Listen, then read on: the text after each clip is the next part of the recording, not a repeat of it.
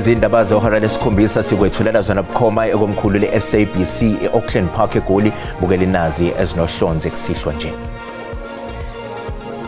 We've been able to process more than 18,450 individuals that had to exit South Africa during the Christmas day on its own. Isimo sibuyele kwesejwayelekile emngceleni ophakathi kwelakuleli neMozambique libombo njengoba ke kudlule izimoto ezingaphezulu kwezinkulungwane eziyishumi zolo. Beachfront has been safe.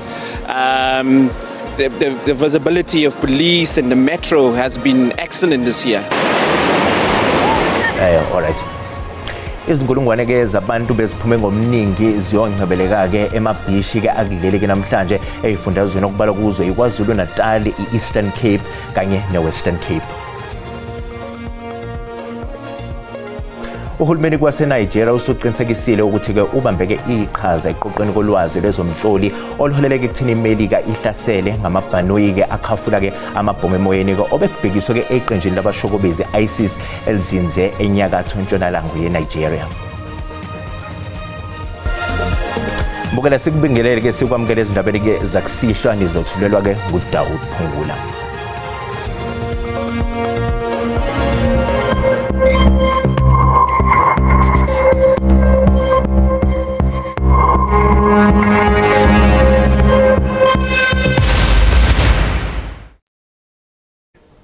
Isimo sibuyele kwesejwayelekile emngceleni kophakathi kwelakuleli neMozambique libombo njengoba ke kudlule ke izimoto ezingaphezulu kwezinkulungwane ke eziyishumi ke nesishiyagalombili izolo kanti kuphinde kwaboshwa abantu ke abangaphezulu kwamakhulu amane bebezama ukweqa umngcele ngongemthetho.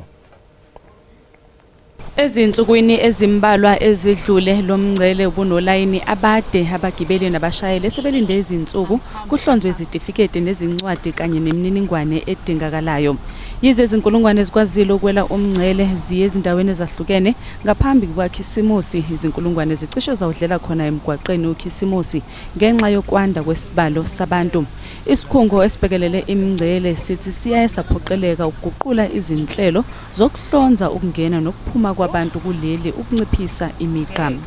During the Christmas day, yesterday on the 25th of December 2025, we've been able to process more than 18,450 individuals that had to exit South Africa during the Christmas day on its own. Out of that, around 450 are the ones that we had processed manually. As we have indicated that yesterday we had to implement the manual process. As we speak now, the colleagues are busy inserting all of those manually processed individuals into our enhanced movement control system. Izitolo ezakhele ngakulomngcele zithi zenze inzuzo ngalesi siminyaminya sabagibeli nabashayeli. It was going on like this for around about a week. But hard work pays off and I'm happy to say it was a success. Kodwa ke abadayisi basemgwaqeni bathi bona abayibonanga inzuzo ngaleyo ndlela. There was a lot of people and we could see they are frustrated. Our businesses here as hawkers did not do well. Kulindeleke ukuthi Border Management Authority yethule umbiko ngokwenziwe yilesi sikhungo esikhathini sezinsuku zokuphela kwamaholidi onyaka.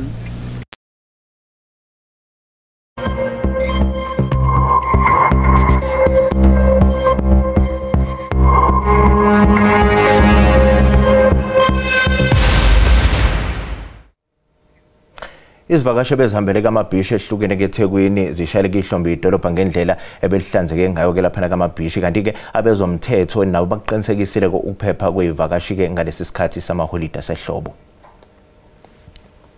Iholide lanamhlanje laziwa kakhulu njengosuku lokuzithokozisa kwemindeni.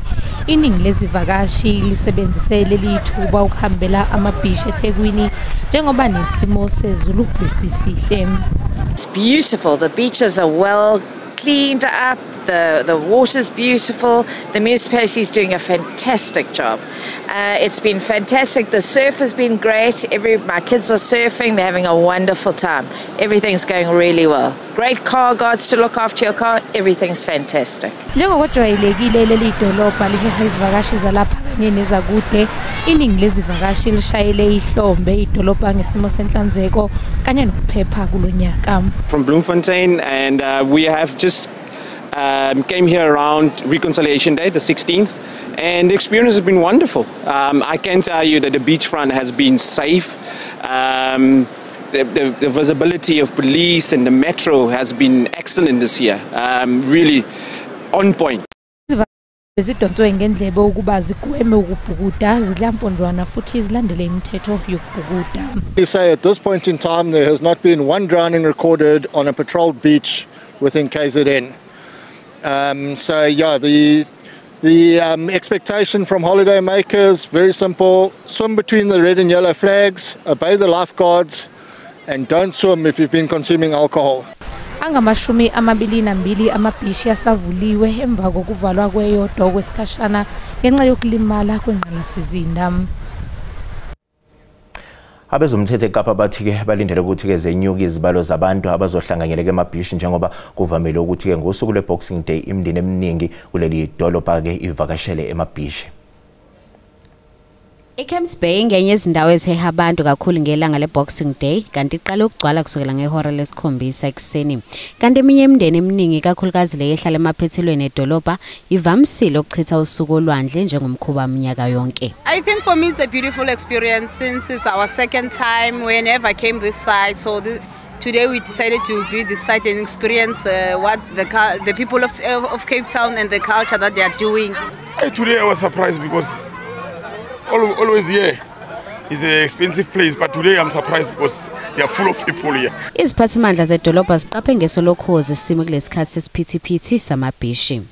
Look, we have our festive season safety policing plan, which it identifies all our resources, and that is based on our experience on where we have the most busiest beaches, but not only beaches, even our roads. Kanti ukuphepha kwezingane kungenye yezinto eziseqhulwini kuleli dolobha.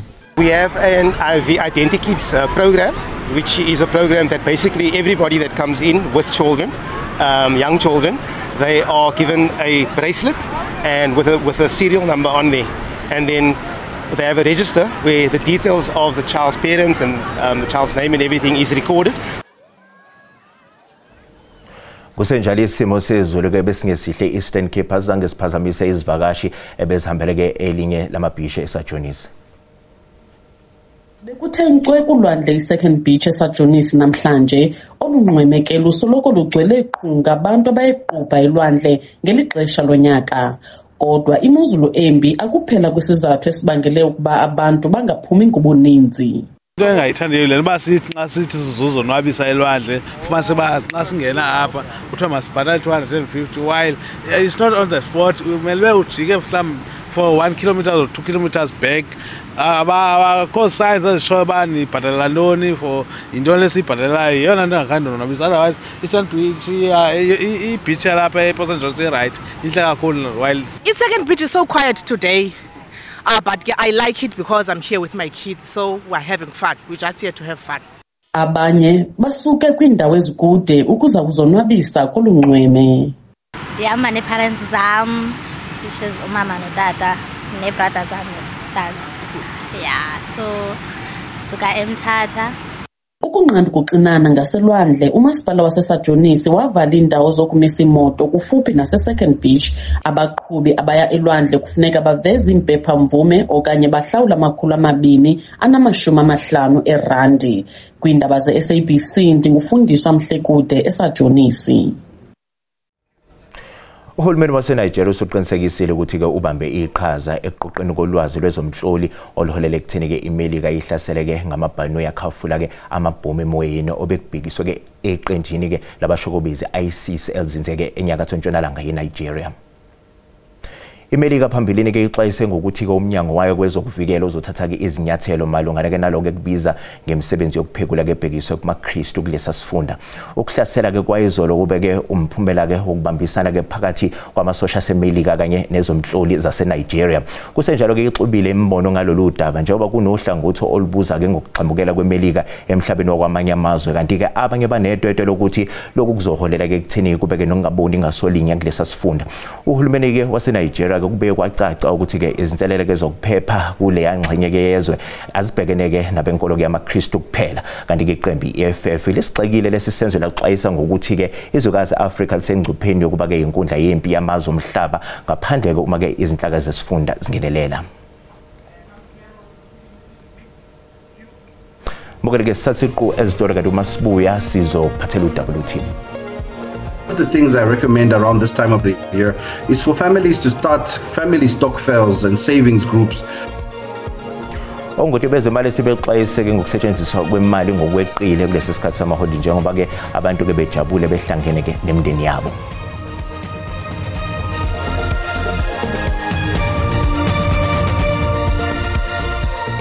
Mukela sikubingelele sikwamukela uma ngabe usanda kungena odabeni oluphambili besibike ukuthi isimo sibuyele kwesejwayelekile emngceleni kophakathi kwelakuleli neMozambique ilibombo njengoba-ke kudlule izimoto ezingaphezu kwezinkulungwane eziyishumi-8 izolo. Mbukela sikhumbuza ukuthi lezi ndaba ziyatholakala ku-YouTube naku-SABC Plus. Ngena kuzo uzicinge ngamagama athi SABC izindaba nakanjani uzozithola ngomnjalo bazo. Iningizimu Afrika iqopha umlando ngokusingatha ingqungquthela ye-G20 ezwenikazi i-Afrika. Kanti umengameli wezwe uCyril Ramaphosa uveza ukuthi le ngqungquthela esingathwe ngolwezi nonyaka ilekeleleke ekuthini amazwe-ke azibophezele ngokusebenzisana.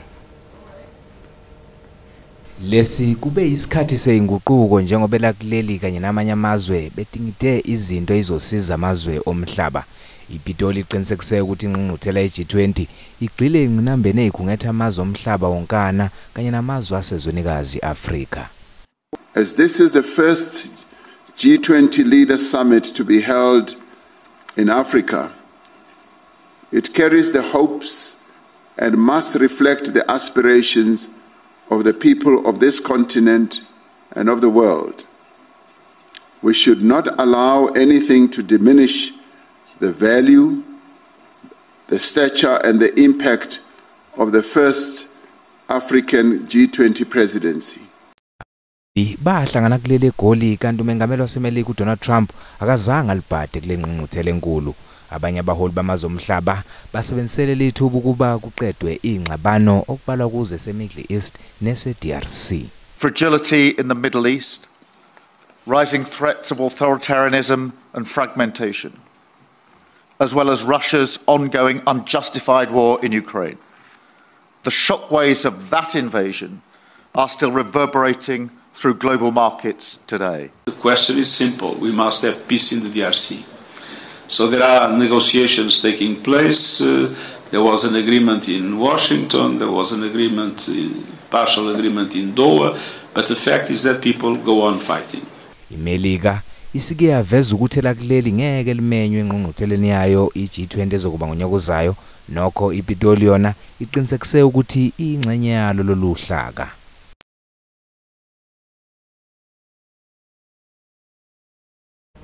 Lonyaka uveze ungaboneke ngasolinye phakathi kwamaqembu akumbimbi lomfelandawonye ongonxantathu lokuza ngemva kwesimemezelo se-SACP esingazange sehle kahle eqenjini ANC songenela kukhetho lohulumeni bezindawo ngonyaka ozayo ngokuzimela. Umbuzo komile njengamanje uthi-ke ingaba ke lolu qheke kuzoba-ke namuphi umthelela kulo mfelandawonye okubalwa kuke nekhosathu.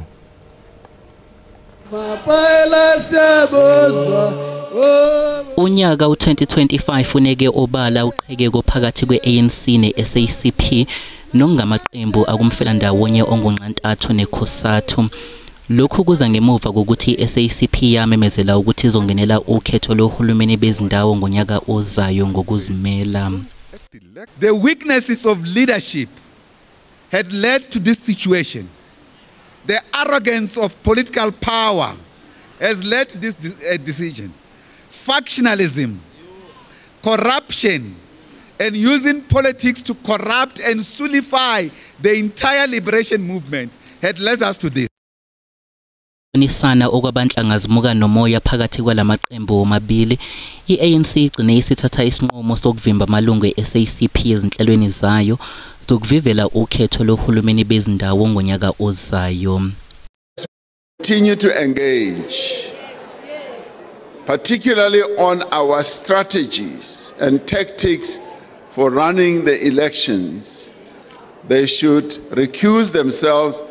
And may I add that a number of them themselves feel that they will be conflicted and they are recusing themselves until we solve this problem.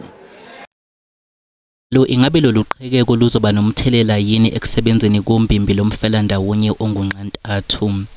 COSATU has taken a decision in the last Congress to vote for the African National Congress and to campaign for the ANC. We are coming from the Central Committee of COSATU, where we said that decision that we took is not a decision that will change anytime unless we go to Congress.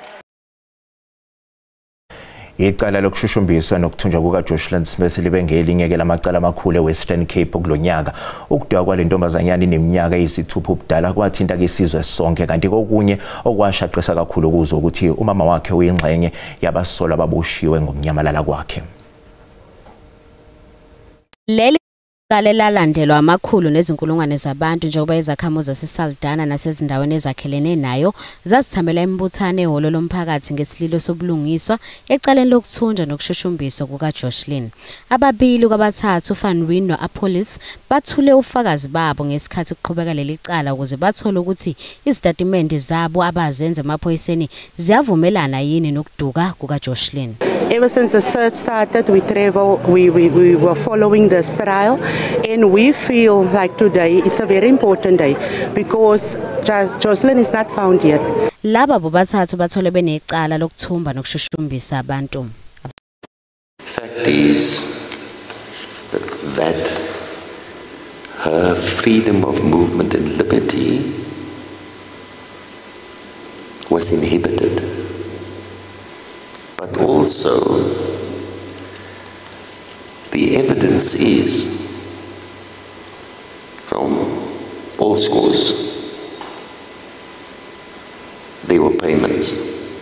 Umbuso osebenza ngokusikhandla ukukhombisa ukuthi uJocelyn wathengiswa ngemali engangezinkulungwane ezingama-20 zamarandi. This would be the very first time that we actually prosecuted for trafficking in persons where a child was sold and had not yet been recovered. Laba bobathathu babe sebegwetshwa udilika jele ngecala lokushushumbisa abantu neminyaka eyishumi ngecala lokuthumba kanti nezigwebo zabo zaphuma kanye kanye.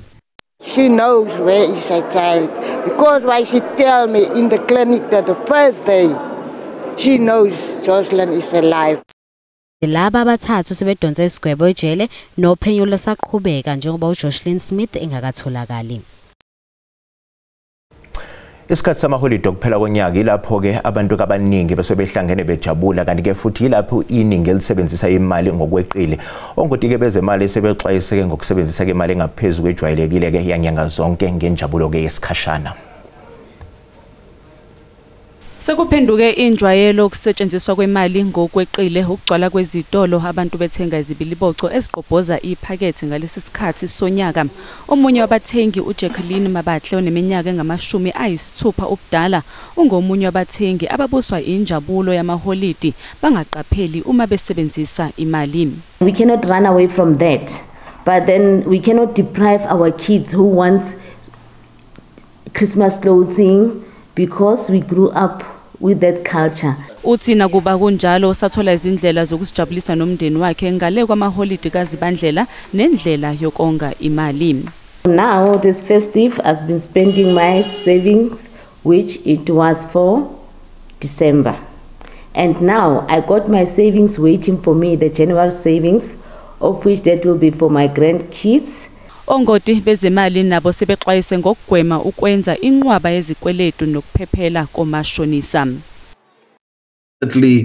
You know, it's not the right way to do it in January, but sometimes they are the only lenders of last resort who are available. All the stokvels are still starting again, so they don't have money to lend out, and normally they're the only ones who have cash in January. All I'll say is if you go the route of Mashonisa, just remember that they might just Shonisa you, and you might end up in a situation where, you know, you only start your year in April after you've paid back their interest as well as the money you borrowed in January. Njengoba esefinyelele ngasemaphethelweni amaholide okuphela konyaka ongoti bakhuthaza ukulondoloza imali nokubeka imali ekuqaleni konyaka u2026. Mbukele njengamanje ake sixhumana ke nomethuli wezemidlalo eSABC uXoli Zondo nonkanise ekhaya lami khona la eGoli ukuzwa nje imizwa lapha ke yabalandeli. Mazondo asikubingelele sikwamukele ke izindabeni ke zakusihla. Ingabe ke bathina abalandeli lapho ngemva ke kwalomphumela komdlalo namhlanje phakathi kwayo iBafana Bafana neGibhithe?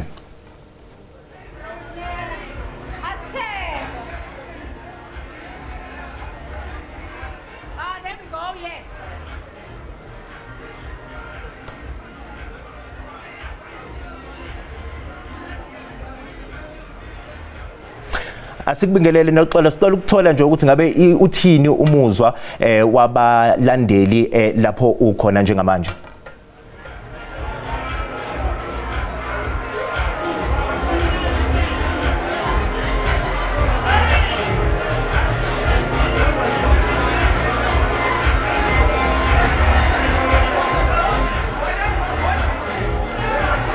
Xoli ingabe uthini umuzwa wabalandeli vakomdlalo namhlanje? Owayo iBafana Bafana la kwiAFCON abaseGibhithe abanqobile 1-0 and of course boku Mohamed Salah oyakora leyo goal. Sengilethekena uZakhele Lipasa ukuthi azokhuluma ngawo lo mdlalo lo esiqeda ukubona. iBafana Bafana akhambanga kahle namhlanje abanqobanga kodwa ziningi izinto ezenzakele especially uma ubheka inqumo ezayenza uSompembe. Yeah, no, igame namhlanje ibingajabulisi kakhulukazi first half. Second half I think ngoba Egypt ithole i-red card usizile lokho ngoba sifike sifuna ukudlala ucoach ufaka umbule ngoba amaqala igame bebayi3 emidlelini bonke badlala i6 of which ngicabanga ukuthi size gameini singacabanga ukuwina size gameini noma singabuya nepoint and ayikho right leyo nto leyo ngoba igame ivele ibenzima.